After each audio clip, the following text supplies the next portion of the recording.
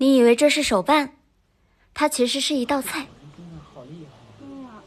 这就是失传千年的素贞阴参布。其实我是想把整个烧尾宴都复刻出来，但是58道菜，光这一个菜我就学了1年。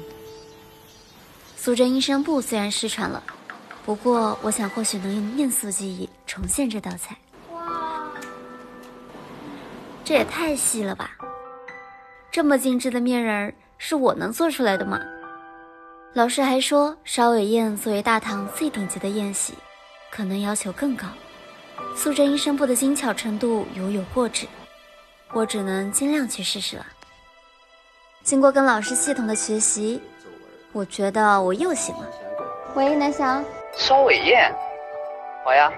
那我做素贞阴参布，其他的就交给你了。啊？先来制作人偶所需的面团，这些材料倒在一起，加水搅和搅和，揉成面团，切成剂子。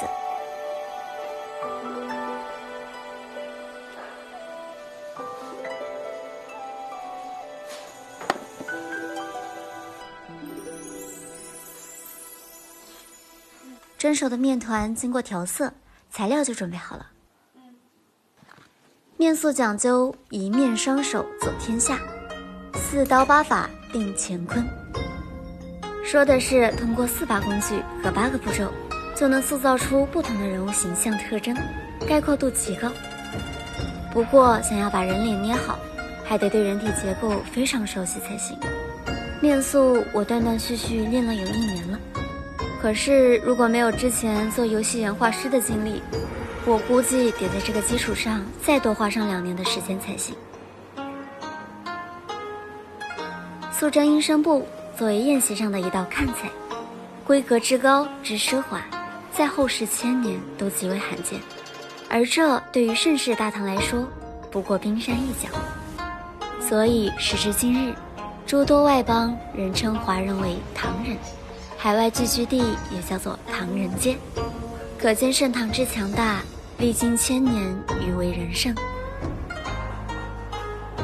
做好的人面还需要加上妆发，之前做汉服的时候我就研究过古代的妆容，这一步还算驾轻就熟。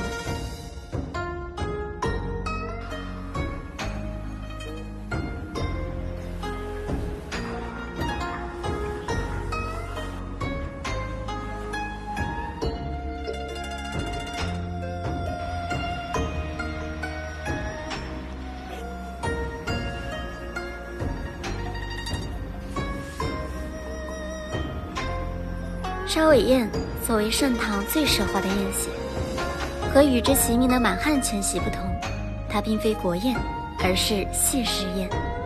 金榜题名时，如同天火烧尾，鱼跃龙门，故以此烧尾宴拜谢师恩。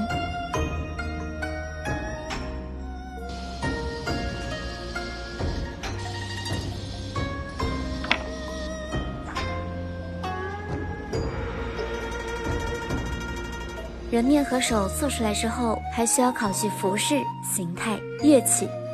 秦一录记载，素贞阴参布是用面做出72个惟妙惟肖的歌舞伎，组成了一个完整建制的宫廷乐队。又一次体会到了它的魅力。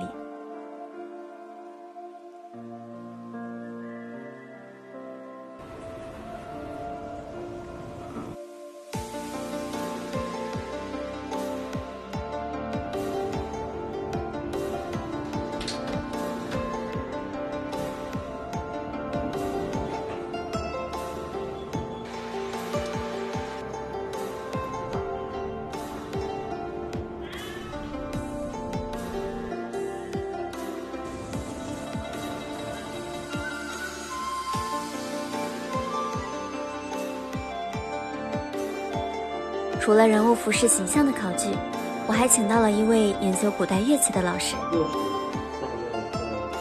这样歌舞伎弹奏的乐器就不会出错了。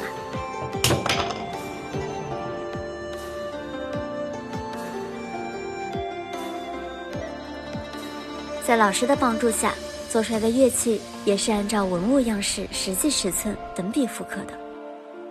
麻雀虽小，五脏俱全，而且老师非常执着地要求，即便看不到的乐器背面也要细心地画上紫檀花纹。难怪他的复原乐器做得那么好，就是在那些看不到的地方，比常人还要多一份偏执，多一份热爱。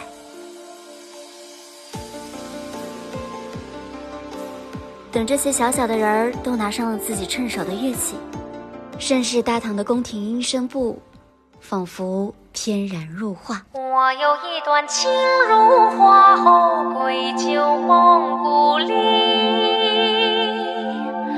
我有一段爱落款上将前世印记，一程天晴一程雨引我入戏，平添着醉，与愿一抹相映，酌一杯飘逸。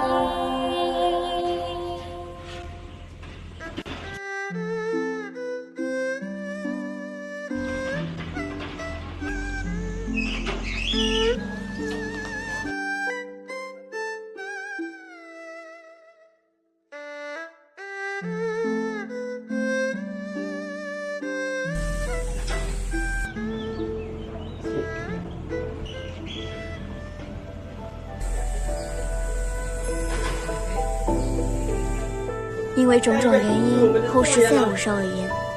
但是，虽然烧尾宴失传了，尊师重道的传统却保留了下来。礼仪之邦犹在，大唐风仪尚存。千年之后的今天，我们尽力复原了这场盛唐最高规格的谢师宴，以此感谢所有老师，也遥祝所有学子烧尾画龙，从风而起。